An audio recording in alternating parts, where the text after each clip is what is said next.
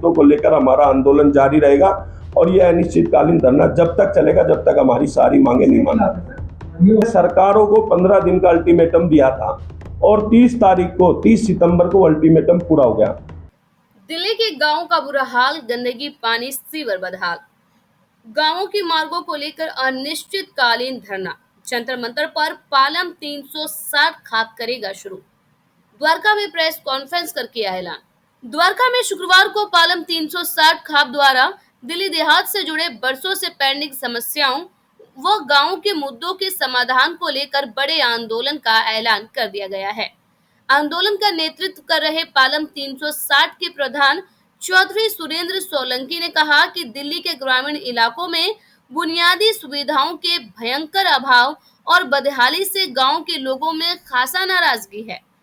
दिल्ली देहात के लोग अपनी समस्याओं का पूर्ण समाधान का फैसला कर चुके हैं। उन्होंने बताया कि सितंबर में जंतर मंतर पर एकजुट होकर जिस लड़ाई की शुरुआत की गई थी उसे अंजाम तक पहुंचाया जाएगा। होमगार्ड के जिन 8,500 जवान को हटाया गया उनमें से अधिकतर दिल्ली देहात के बच्चे हैं। हम इनकी लड़ाई लड़ेंगे। दिल्ली विकसित करने में ग्रामीणों ने बढ़ चढ़कर योगदान दिया है, लेकिन इनके इलाके आज तक बदहाल हैं। टूटी सड़कें, जहां तहां भरा पानी, गंदी नालियां और बजबजाते सीवर गांव की तस्वीर बन गई है। उनकी स्थिति स्लम जैसी हो गई है। उपराज्यपाल की तरफ से 2 मांगे मानी गई हैं। लंबे समय से बंद पड़े म्यूटेशन की प्रक्रिया को बहाल कर दिया गया है और गांवों में बिजली मीटर लगवाने की पाबंदी हटा ली गई है। उम्मीद है केंद्र सरकार से संबंधित गांव की समस्याओं का समाधान भी जल्द होगा।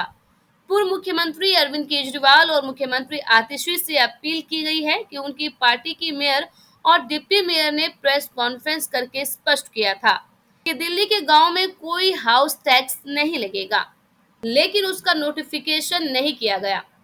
प्रेस वार्ता के दौरान चौधरी धारा सिंह प्रधान बवाना 52 और चौधरी नरेश प्रधान लाडो सराय 96, राव त्रिभुवन सिंह प्रधान सुरेहड़ा 18 प्रमुख थे। सितंबर की जो हमारी महापंचायत थी जंतर मंतर पे, उसमें हमने सरकारों को 15 दिन का अल्टीमेटम दिया था और 30 सितंबर को अल्टीमेटम पूरा हो गया। हम लोग 1 तारीख को या 2 तारीख को धरने पे जाने वाले थे, लेकिन दिल्ली पुलिस के द्वारा एक आदेश आया कि दिल्ली के अंदर 30 तारीख से लेके 5 तारीख तक धारा 144 लागू है।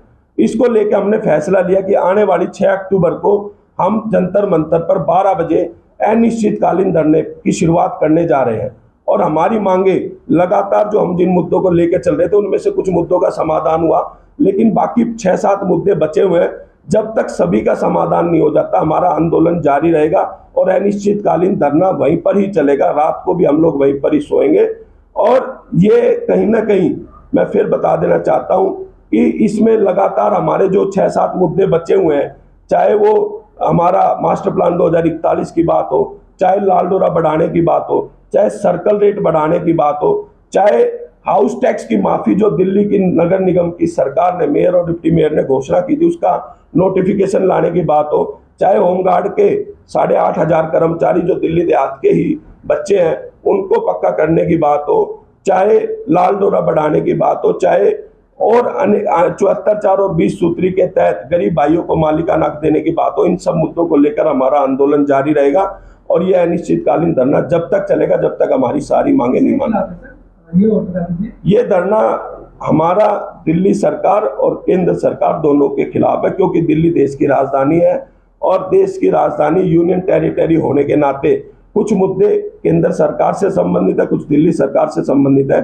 तो हमारा सीधा यही कहना है कि हमारी लड़ाई हमारे मुद्दों से है। जो हमारी समस्याओं का समाधान करेगा उसका स्वागत करेंगे, जो नहीं करेगा उसका विरोध